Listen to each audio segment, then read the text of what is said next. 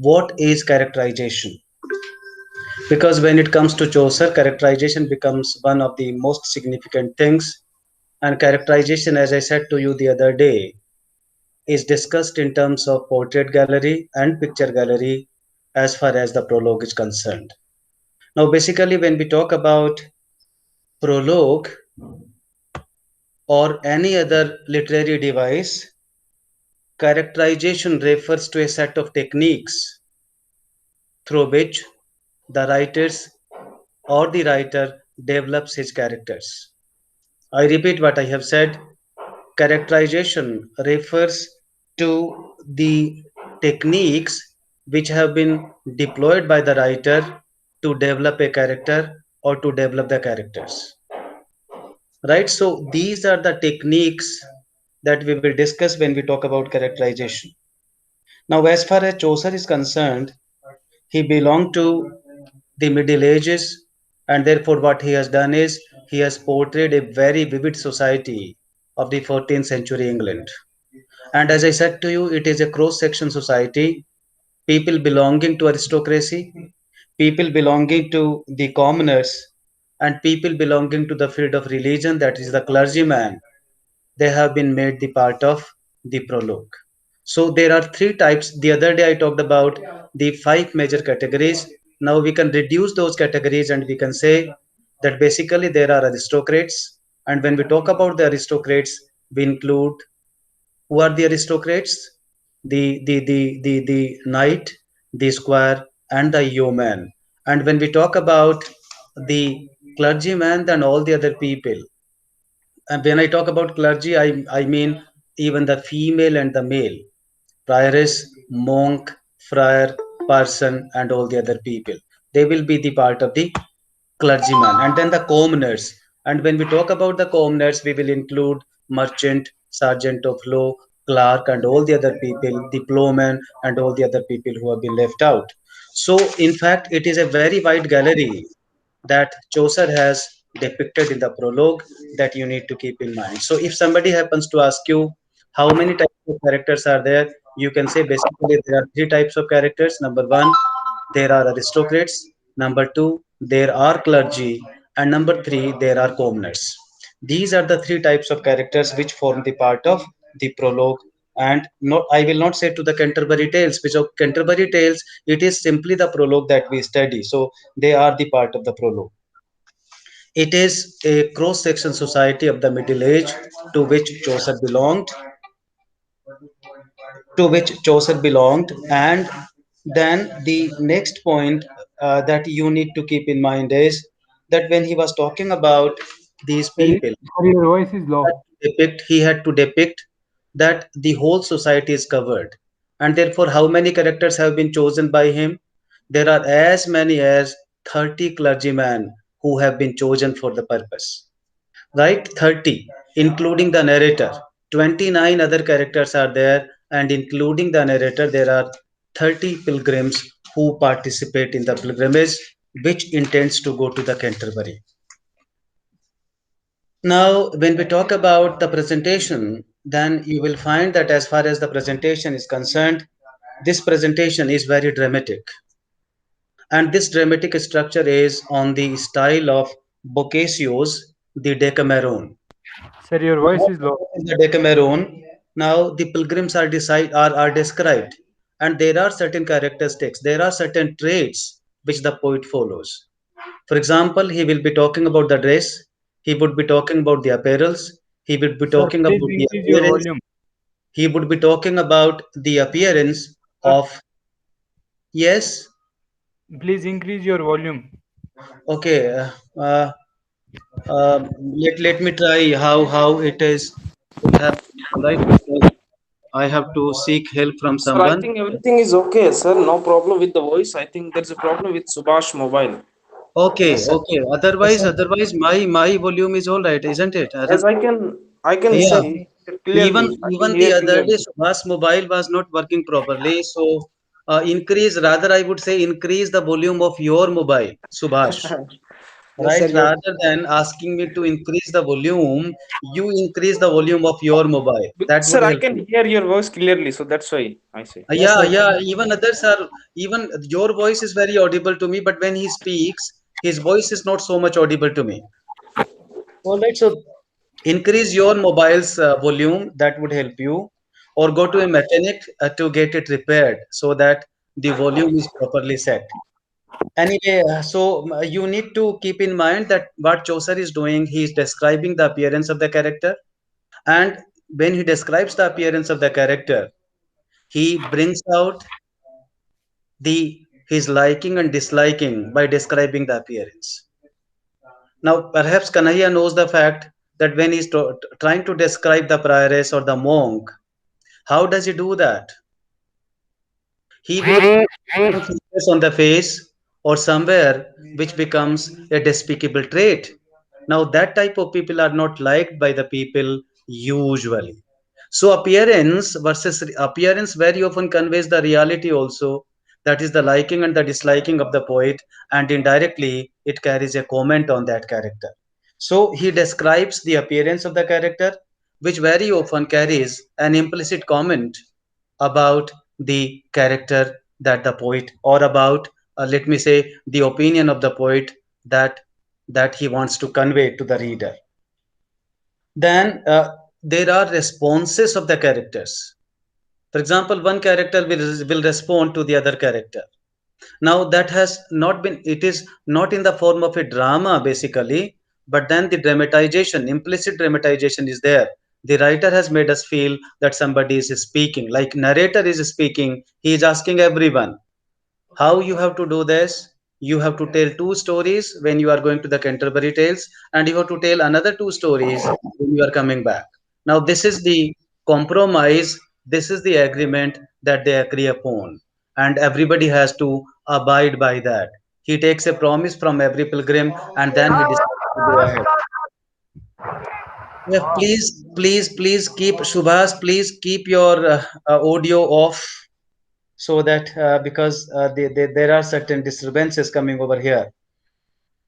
Then the narrator's direct comment about the character. All right, these are certain devices of characterization that Chaucer makes use of. I will be talking about these things at length when I discuss the character line wise.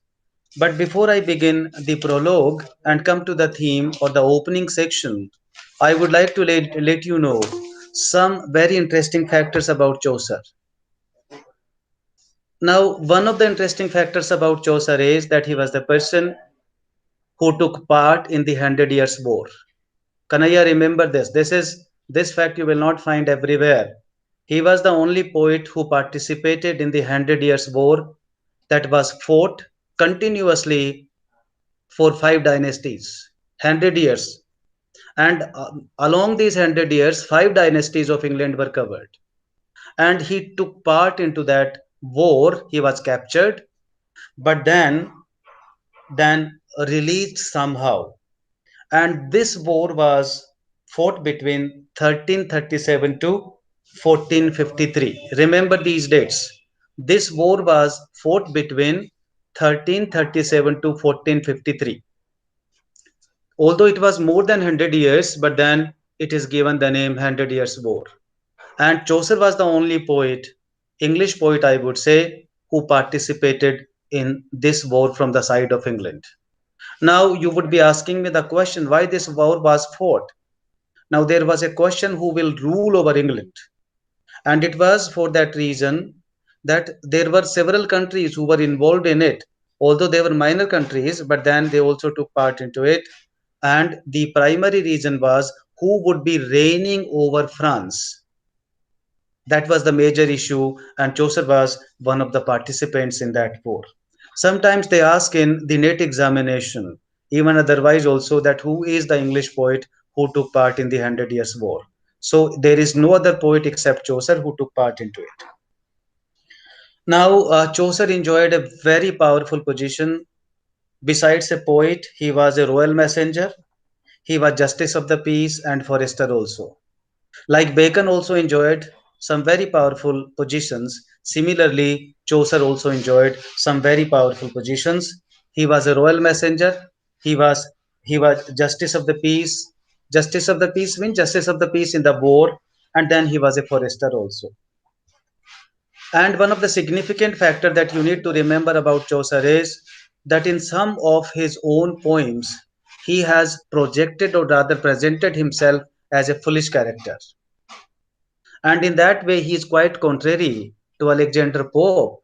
Alexander Pope considers, because there was a problem with him. He was the most disfigured person, and therefore he could not win the love of any lady, and he became thereby a victim to frustration, and therefore abused everyone. But on the other hand, when we look at Chaucer, we will find that he presents himself as a foolish character so that people may laugh at him, or he may arouse the laugh of the people. This factor also, Kanaya, you need to remember, because you may not find this factor in several of the books or even the teachers who taught you. The another important factor about Chaucer is that he could get the highest respect that is accorded to a commoner. And what is that highest respect? That he was accorded burial in the Westminster Abbey. When Westminster Abbey is a big church, and there is an abbey. Abbey is the place of burial. He was given a place after he died. He was given a place in that burial, and somebody erected the Poets' Corner also in that abbey. Now that Poets' Corner has become very famous now, and everybody, in fact, the most distinguished poets and writers, they are buried in that corner even today. So that respect was given to Chaucer. That you need to remember. Now he wrote a romantic poem, and that is very famous. Kanaya, can you tell me the name of that romantic poem? And he wrote the poem Troilus and Cresside. Remember this. Troilus and Cresside was the romantic poem that he wrote, and with which this was the poem that made him famous. And thereafter came Canterbury Tales. That also made him very famous. Now, after this, you need to remember that he was not primarily a poet.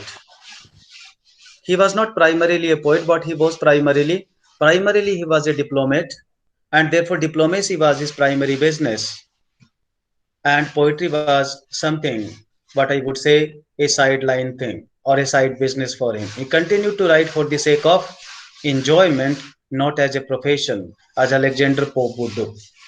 These are some of the interesting factors that you need to remember about Chaucer.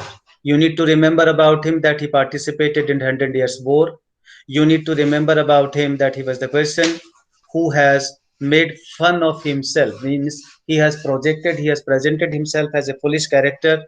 He is the person who has been accorded the highest award, sorry, respect that is accorded to a commoner, means he was given a burial in the Westminster Abbey, and then somebody erected a poet's corner on his burial, and it is here that even today the most distinguished poets and writers are buried. Now, the another thing that you need to remember about him is that primarily he was a diplomat, and therefore he enjoyed his position as a diplomat, and poetry was a side business. But then he is also considered, you need to remember, the father of English poetry for the reason that he made marvelous use. He was the one with whom English began to be used for writing poetry. Otherwise, earlier it was either Greek or Latin that was used for writing poetry. Even when we talk about Divine Comedy that was written by Dante, that was not English, that was that was Latin. Now, Divine Comedy was written in Latin, that is a mix of the Latin and the Greek, but it was with Chaucer that English began to be used as a language of poetry, right? So that is why he is given the name as the father of English poetry. They can ask you who is known as the father of English poetry, then you need to say that it is nobody else but Geoffrey Chaucer. And why he is called so? Because he was the one with whom was English began to be used as a language of verse, as a language of poetry. Now, coming to now the prologue, I would say I would discuss, I talked about it. Why does the prologue begin the way it does? Because Sir, the poet has tried to provide a One page setting. खाली नहीं दिया. Yeah. दांते Italian में नहीं थी या Italian language में? No, it was a mix. It was a mix. As I said, it was a mix. Absolutely Italian has not developed by that time. It was not absolutely Italian. Italian has not developed. It was in the developing stage. And therefore, primarily, it was a mix of the Greek and the Latin that was used for all creations. And it was not absolutely Italian. It was not absolutely Greek. It was not absolutely Latin, but it was a mix of several languages. But primarily, it was the Latin that had its influence in the writing of the Divine Comedy. Right? It was not Italian at all. Now, after having talked about this, let us talk about why does the prologue begin the way it does. And as I said, because the poet wanted to provide a physical setting to the poem, and therefore the poem opens the way it does. Now, this is how the poem begins. I will tell you a little bit about the opening, and then I will go to the later part of it. In the prologue, a group of people gathers. Where do they gather? If some of you have read the prologue, where do they gather? They gather at Tabard Inn. They gather at Tabard Inn, Tabard, Tabard Inn, Inn. And this Tabard Inn is in Southwark. And Southwark is a place where this inn is situated or located. Southwark. Now, where it is a town in the south of London. And these people have gathered to go on a pilgrimage. People go on pilgrimage, as I said to you, in the month of Shravana, as far as India is concerned, and in the month of April, as far as England is concerned. And usually, where they will go to the shrine of Saint Thomas. Remember this place. They will go to the shrine of Saint Thomas, which is located at Canterbury. Canterbury again is the name of a place where the people have gathered. The pilgrims have gathered at Aberdeen, which is located in Southwark. Now, Southwark is a town in the south of London, and these people have gathered to seek the blessings of Saint Thomas, and the shrine of Saint Thomas is located in Canterbury. Now, at the suggestion of the innkeeper, who is the innkeeper here? Innkeeper is the narrator. Who is the innkeeper? The innkeeper is the narrator. All of them agree that they will tell two tale while going to Canterbury, and everybody will tell two tale while coming back from Canterbury to the place from where they have started. So they agree, and all of them agree that now everybody would tell four tales, two while going to the Canterbury and two while coming back from the Canterbury. Now, although this promise could not be fulfilled because, as you know, Chaucer could not write all the 120 tales. He wrote because in the meantime he died, and all the 120 tales could not be completed. That is another story. But then this is what the prologue says, that they agreed upon it, that 120 tales will be narrated, and everybody would tell four tales. Now they can ask you, what is the agreement between the pilgrims? Now the what is the agreement? The agreement is that all of them will tell four tales. Now the prologue, another important thing about the prologue, as I said to you, is it is a cross-section society. And why this is a cross-section society gallery? Because it includes sundry folk.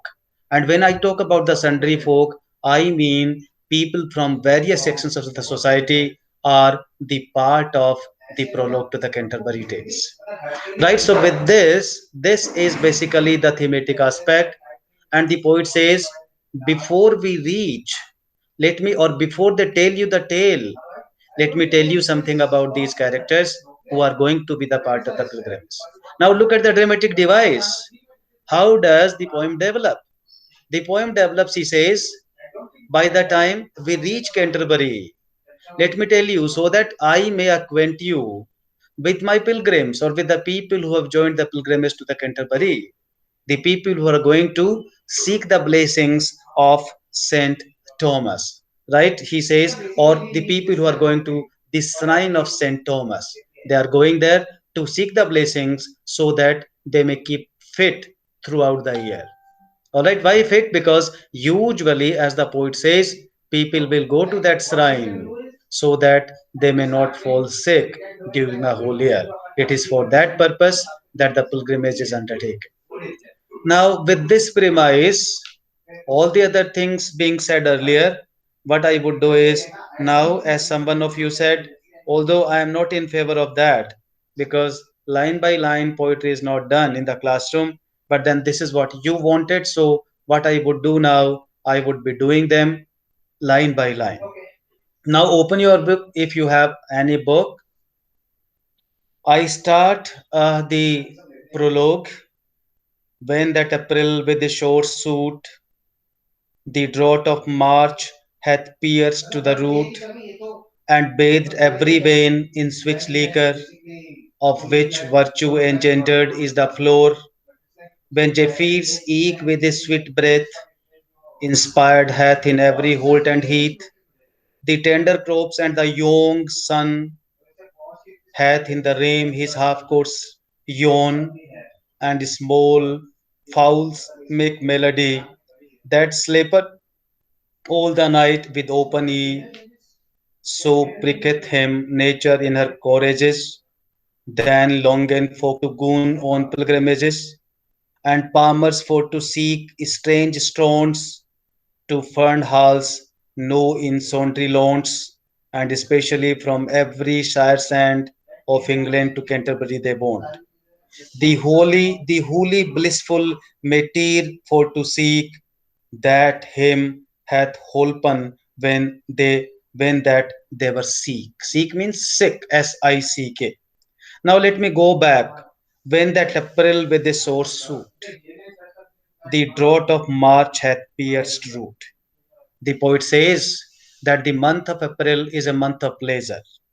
It is this month which brings endness to the dryness of March. It is in this month that every branch smells with sweet flowers. Means, in other words, what the poet wants to say, that dryness goes away and nature blooms. So when nature blooms and dryness disappears, everybody feels like going to or going on pilgrimage, and bathed every vein in which liquor. Liquor means, which means such, such. Liquor means liquid, and vein here means branch. And when every branch has been bathed in liquid, means with the water, of which virtue engendered is the flower. And he says, it is by this watering that the flowers are created, that the flowers are engendered. Means on every branch there are flowers, and therefore the nature blooms. It is during the blooming of this nature that everybody tends to go on pilgrimage. When Japhir seek with his sweet breath, Japhir is the name of the west wind. Japhir is supposed to be the god of west wind. When Japhir eke with his sweet breath, inspired hath in every holt and heath the tender crops and the young sun. And the poet says that when the west wind with its sweet breath has breathed life into every wood which is lying there in the field. And when I talk about the wood, I talk about, let me say, the dry wood. Woods usually are dry. So he says it is the month of April that gives life, means the nature blooms. Every wood starts blooming or sprouting because of the rain that comes during the month of April. Inspired hath in every holt and heath. Holt and heath means in every wood and field. Holt means wood and heath means field, means barren field.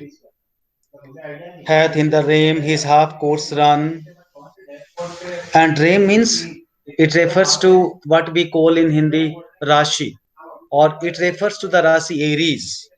Ray means Ray Aries. And the poet is talking about that when the sun has run its course in Aries, it is that time. Now look at the astrological knowledge of the poet. He is talking about that also. So astrology is not confined to India. Astrology, even people believed in astrology and astronomy outside India also.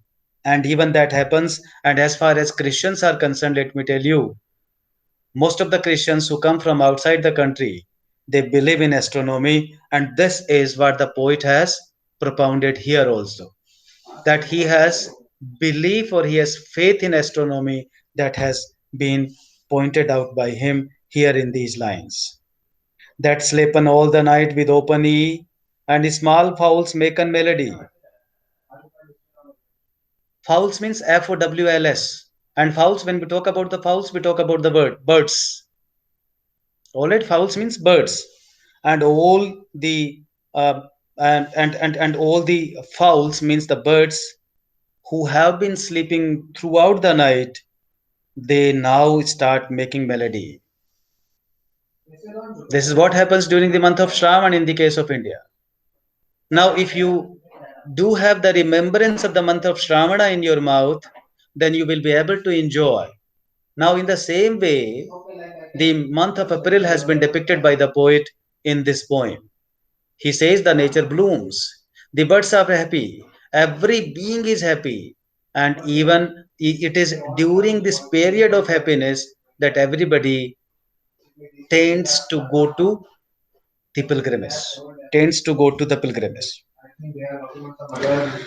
That sleepen all the night with open e, then longen folk to go on pilgrimage. It is in such a weather, it is in such a climate, it is in such a pleasant weather that everybody would wish to go on pilgrimage.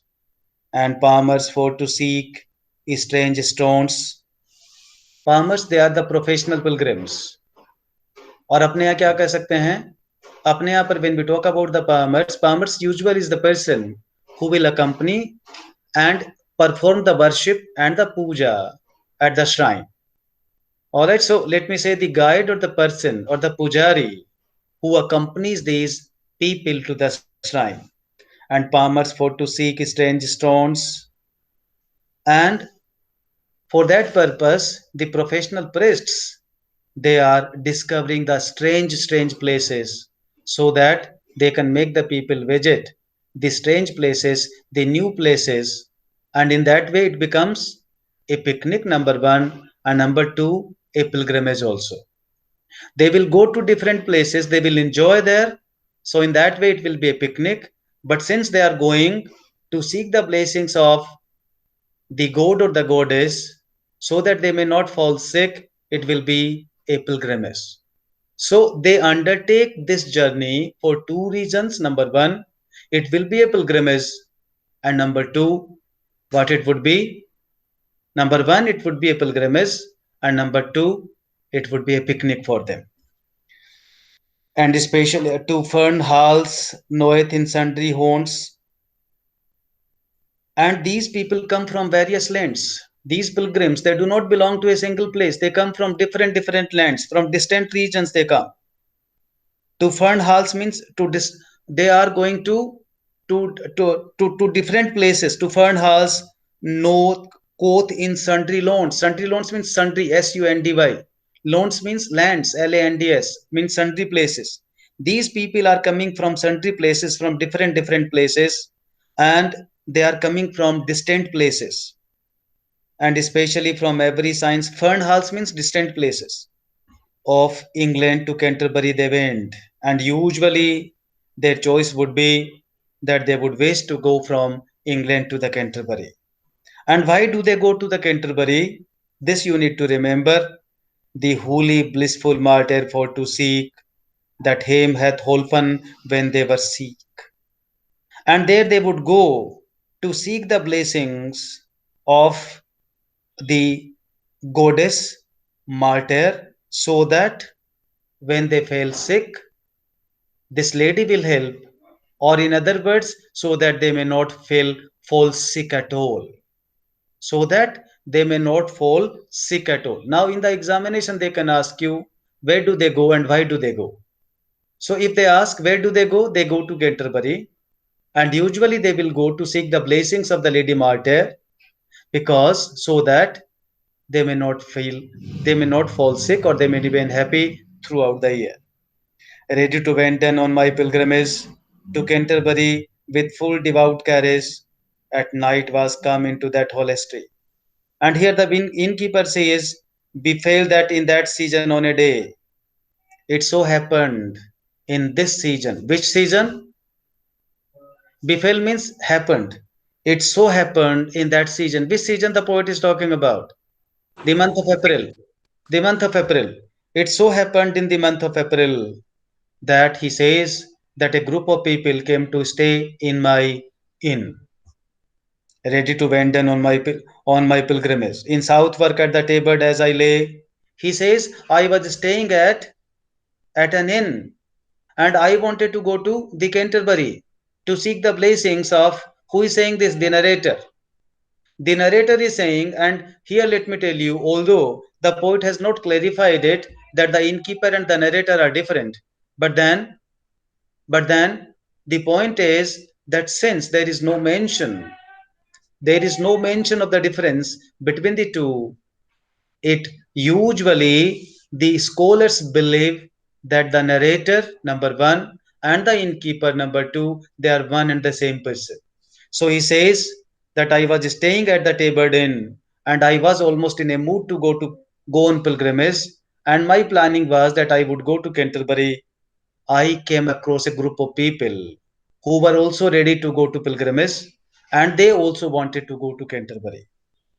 Ready to Venten on my Venten means go on my pilgrimage to Canterbury with full devout carriage. Carriage means spirit, Spirit.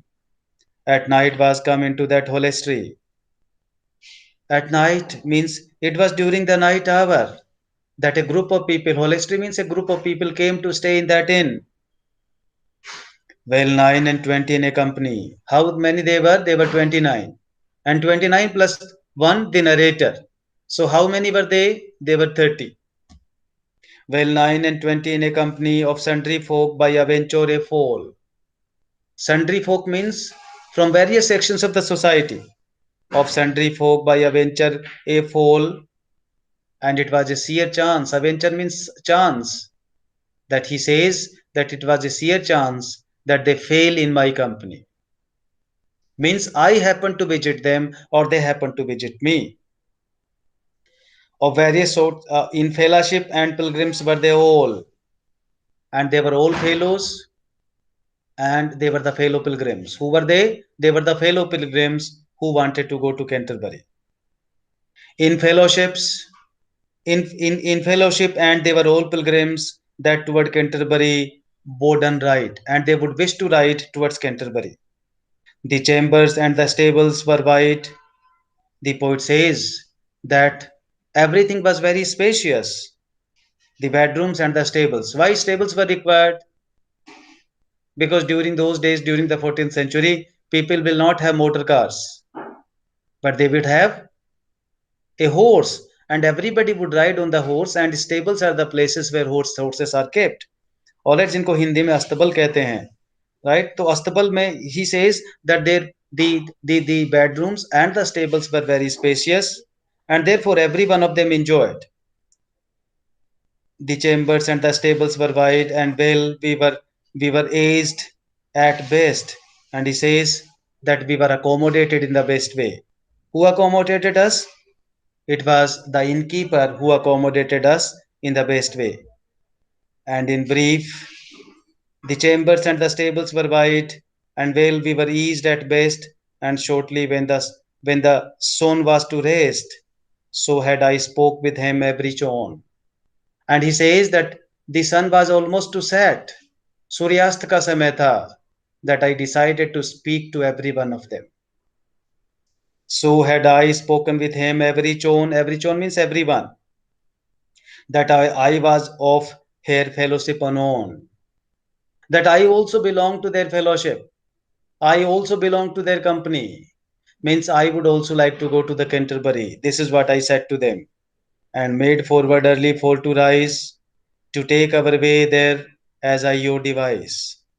And therefore he said that let us agree on the idea that every one of us would rise early so that we can start our journey a little earlier.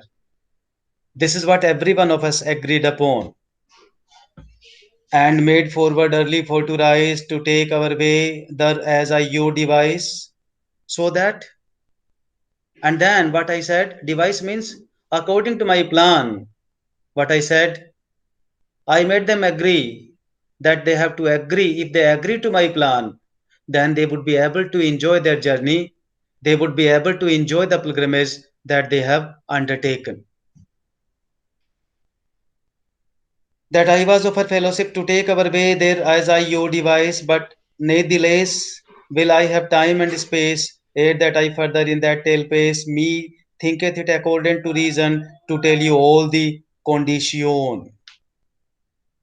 He says that since all of them will be joining my company, it is better for me to tell you something about the traits, means how they looked like, and what was the purpose for which they had joined. Means I would be narrating something about them, because right now I have got some time and space also to speak to you. So let me acquaint the pilgrims, let me acquaint the readers, the pilgrims with the readers, because thereby what I would do is, thereby, now look at the strategy of the poet. He is trying to establish a rapport with the reader also. He says, I am going to tell you everything about the pilgrim, how they looked like, and what was the mission, means how they carried out their professional duties. That is, this is what I am going to tell you. To tell you all the conditions, conditions means circumstances, of each of him, so as it seemed me, means he says, I will tell you all the circumstances under which they had undertaken the journey, and which they were, and of what degree. Degree here means not the degree that you get, but degree means the social ranking. He says, I will be talking about them, I will be talking about their appearances, and I will be talking about their social ranking also. Means whether they belong to the aristocratic class, whether they were the clergies, or whether they were the commoners. And eke in what array that they were in. Array means the dress or the apparel or the clothing. And he says that I will also tell you now what was the dress that they were wearing in the inn. And eke in what array that they were in. And at a night, then will I first begin. And he says that now I would begin with the night. Night is the first character. He says, I will begin with the night. As I said, knight represents the aristocracy, knight, squire, and the yeoman. The squire is the son of the knight, and then the yeoman is the servant to both the yeoman, sorry, to both the knight and the squire. Now he is talking about the character of the knight. And at a night, then will I first begin, and he says, I would begin with the night. A knight there was, and that was a worthy man.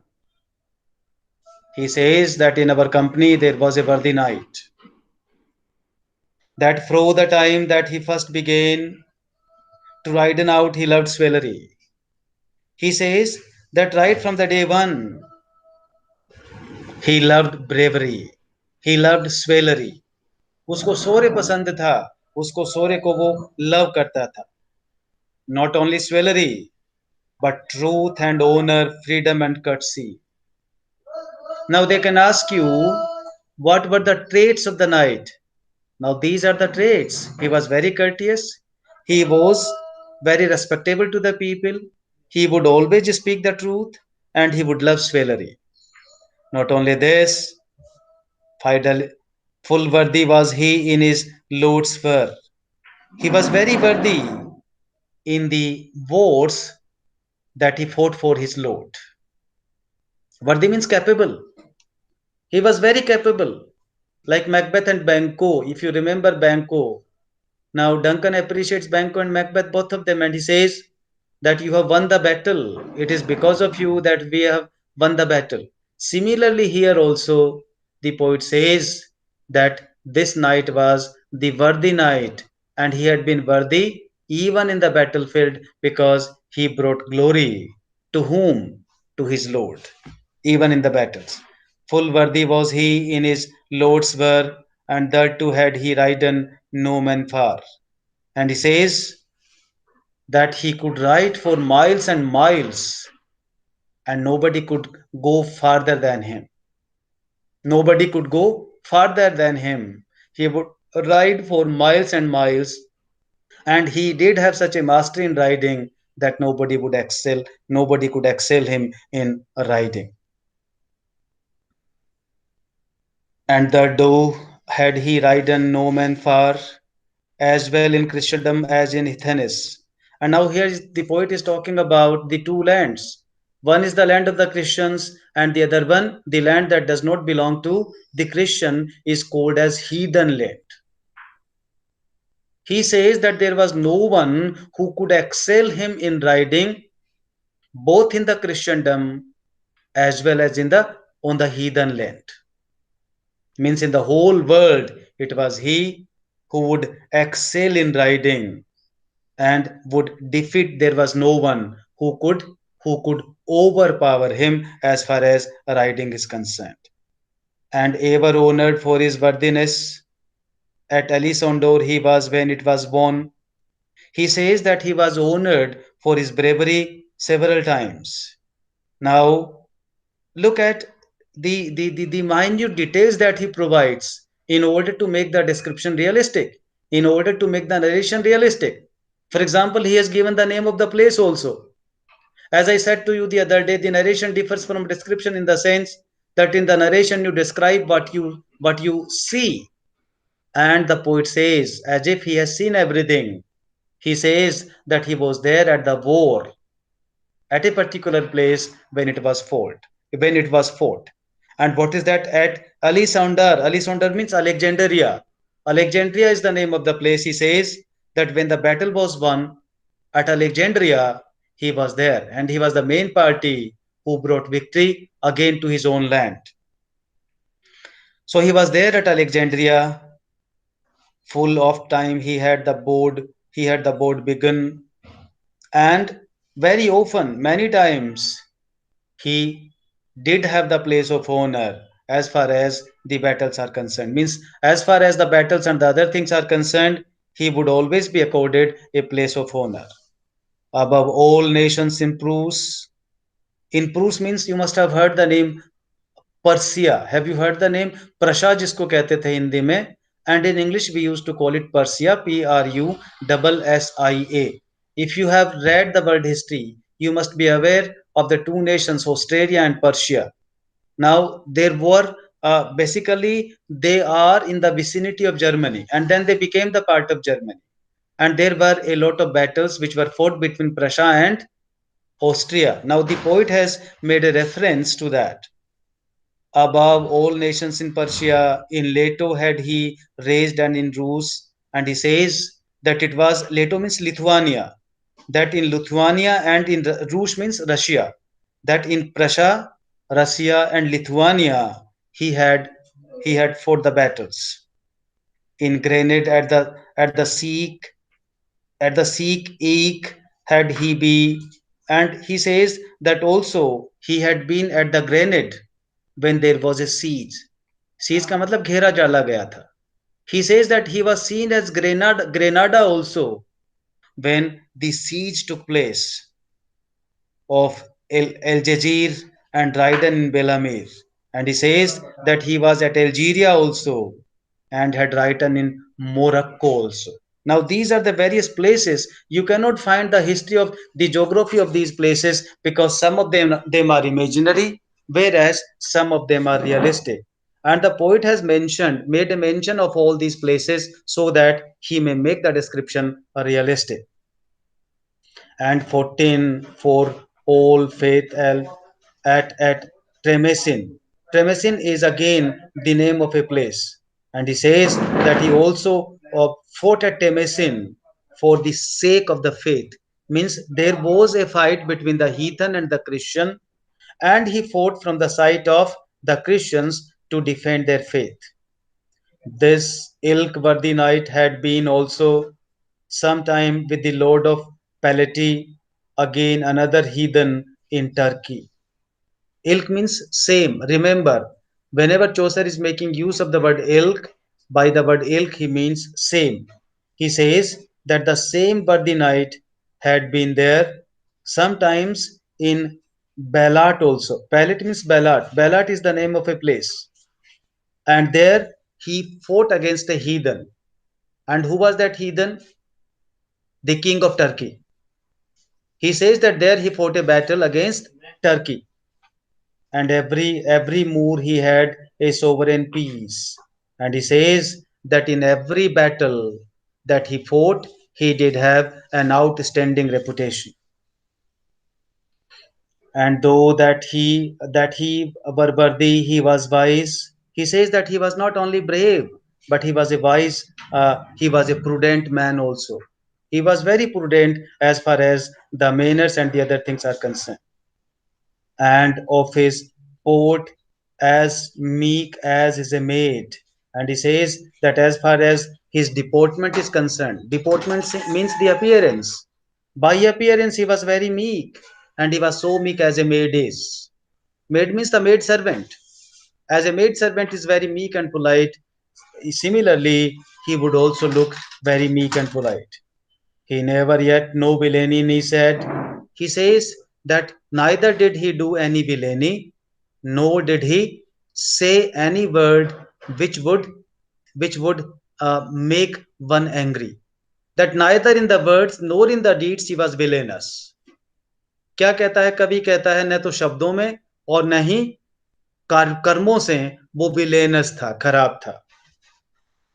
In all his life unto no manner white. White means person. White means person, Wigst. He was a very perfect gentle knight. He says that as far as all the people are concerned, he was a thorough gentleman and a noble knight. But for to tell you of his array means, but then the poet says, let me tell you something about his clothing also. His horse were good, but he was not gay. He says, as far as the horse is concerned, they were very good, but he was not beautifully dressed. Who was not beautifully dressed? Gaily, beautifully. Gaily. Who was not beautifully dressed? The knight was not beautifully dressed. Of fashion, he wore a jippon. He wore a tunic of coarse cloth. Course cloth, course का मतलब खुरदरा. खुरदरा एक एक tunic cloth का बना हुआ एक खुरदरा सा कपड़ा उसने पहना हुआ था, उसका वस्त्र पहना हुआ था. Al be mistered with his habergeon. All be mistered means it was all stained with a coat of mail. जगह जगह means it was stained with mails, means stained, stamp. It was stamped at several places. Why it was stamped at several places? Because wherever he would go and participate into a battle, that coat would be stamped. That coat would be stamped, and therefore the poet has presented himself as a typical warrior who would win prestige in every battlefield. For he was late ecom from his vias. वियाज means expedition, चढ़ाई, या जैसे अपन किसी पर चढ़ाई करते हैं या युद्ध करते हैं उसके लिए यूज किया जाता है. वियाज means expedition. Because why he looked like that? Now you see, look at the thing, how he is correlating the things to make the narration very realistic. He says why he was wearing that dress, why that dress was so tinted, because right now he was coming from a battlefield, and from the battlefield he had decided to join the pilgrimage. So straight away he was coming from a battle, and therefore the clothes that he wore were not very beautiful. right? The region has been given. This region you need to keep in mind. For example, they can ask you, how was it that the knight did not look beautiful or handsome, or his clothings were not very appealing? You can say the reason that has been accorded is that the knight straight away came from a battlefield and decided to join the pilgrimage which was going to the Canterbury. For he was late come from his vias, he was coming from his expedition and went for Doon his pilgrimage. And then he had decided to go straight away to the Canterbury. With him there was his son, a young squire. Now the second character, squire, Squire. He says that in the company of the knight there was his son also. And who was the son? The squire. This is the rank that was accorded to the son of the knight. With him there was his son, Son, a young squire. In his company, in the company of the knight, there was a squire also. It was the son of the knight, a lover and a lusty bachelor. As I said, he has been presented as a romantic character. Now, he was a lover and a lusty bachelor also. Lusty means here lively. He was a lover and a lively bachelor, with looks curl as they were laid in press. Looks means locks, LOCKS, and locks means locks of hair, बालों के छल्ले, यानी कि उसके curly बाल थे, curly घुंघराले बाल, with locks curl as they were laid in press. He says that the locks of the hair look so curly as if they were pressed by the squire. कहता है वो लुक्स ऐसे करली दिखते थे जैसे हम कपड़ों को प्रेस करते हैं और उनको अपनी तह के अनुसार जमा देते हैं. In the same way it seemed as if the square had led them into a press. Of 20 years of age he was, I guess. Now the poet has also talked about the age. He says, I guess, I speculate, मेरा अंदाज है कि इसकी उम्र 20 साल के आसपास रही होगी. He was 20 years of age. Of his stature, he was of even length. As far as the stature is concerned, he was of moderate length. Means his height was moderate. He was neither too short nor too long. Moderate height and wonderfully deliver and of great strength. And he was wonderfully agile. Wonderfully deliver means agile, active, and of great strength. Means he was very agile and did possess a great strength. And he had been sometime in Sivechi, means he had also been a part of the expedition with his father at several places. And then the places have been mentioned. He was there in Flanders, Flanders. This is how it is spelled today. And then he was at Artois. Artois is Artois. This is how this is placed. This is spelled now. And then he was at Picardy, Picardy. These were the places that he had visited during the time of expedition, and borne him will as of so little space, in hope to stone done in his lady grace. And he conducted him so well. Why did he conducted him so well? Means why he maintained him so well? Because thereby he was optimistic that he would be able to win he would be able to win his lady love. If he could conduct himself well, he would be able to win his lady love.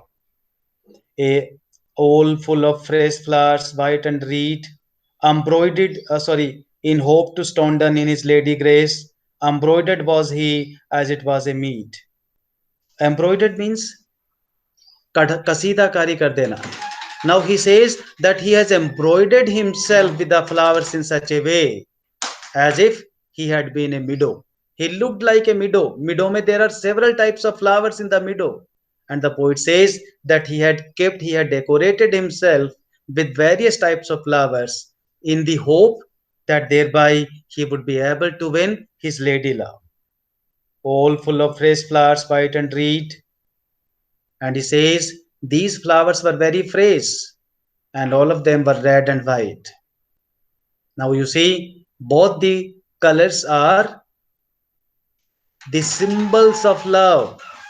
Both love, love of peace, which peace? White, and then red. When we talk about the red color, it symbolizes love. So you see, even the things are very symbolic when the poet is talking about those things. Singing he was, or floating all the day. Either he will be fluting, floating means fluting, bansuri bajana, or he would be singing. Either he would be singing or fluting the whole day. He was as fresh as is the month of May. He says he looked as fresh as the month of May. You must be aware of the fact that in England, the month of April and May, they are supposed to be very fresh and pleasant month. When these people do have the sunshine. All right. Now in England, sunshine is something very rare.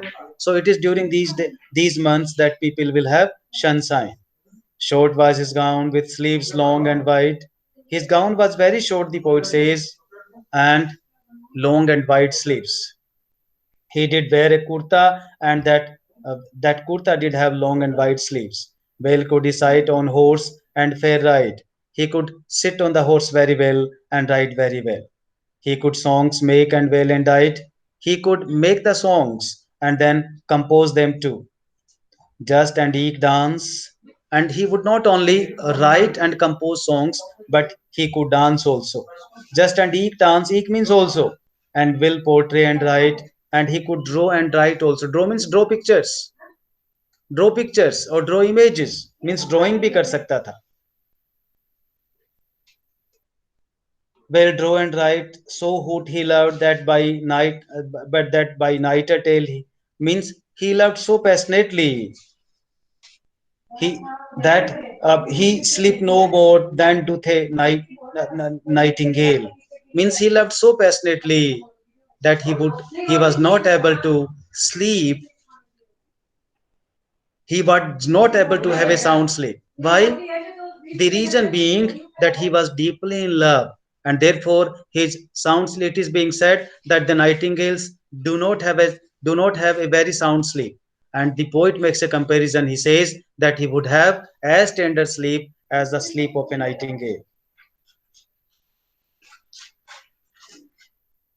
Courteous he was, lowly and serviceable.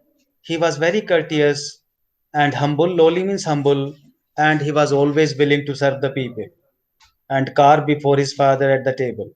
And therefore, what he would do, he would always be there before the table of his father to serve him. All right, so this is the character. Look at the characteristics of the portrait of the squire. Now, everything that belongs to him, he has been presented as a lovely figure, as a romantic figure who would keep the curly hair, would wear the clothing that would be of varied colors, and then he would decorate himself with various types of flowers in the hope in the hope that he may be able to win his lady love. Right, I stop it here because other faculty might be waiting for the class. I stop it here. We'll continue tomorrow, and maybe that we will fix some other time also, so that we can wind up the course a little faster. Right, is it all right? Yes. Everything okay, Kanaya? Could you get something more? Yes, yes, sir. Definitely, definitely. Okay, and what about others? What Yes, sir. about others? अब You see, keep taking down the notes. I tell you, keep taking down the notes. When I yes, speak, take down the notes so that you people prepare yourself for the NET examination also. I am telling you all these very tiny details which yes, sir. nobody will point out. All right, so these tiny details will be very useful for you for your NET examination. And Kanaya, make it a point that this year you have to qualify your NET examination. Yes, sir. Yes, sir. With your blessing, Okay. I will definitely qualify Okay, this. also join all the classes of mine. They will be very, I hope that they must be interesting. All right, they must be interesting. And I do Yes, sir. not know how Definitely. these people like, but then if you come a little prepared, then I tell you, you would be able to enjoy the things the way I'm doing, doing Yes, the sir. book Yes, right sir. now. Sure. Sure, sir. Okay. Sure. Okay. So let us close the meeting now. Okay. Bye bye. Have a nice day. Thank you, sir. Thank Thank you, you, sir. Sam, to you, sir. Thank you, sir.